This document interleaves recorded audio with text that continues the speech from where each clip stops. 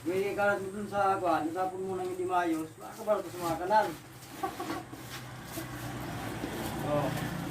Hindi pag kinabangan pa, dali mo lang junk shop. Oh, binta mo. Balik naman. Kahit piso, okay na. Kaya kayo mga idol, ang mga basura nyo, huwag yung tapon. Kunin nyo.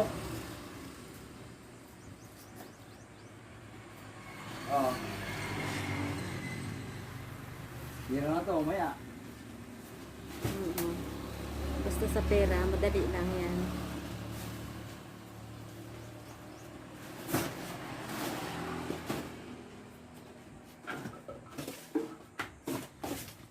Gaba.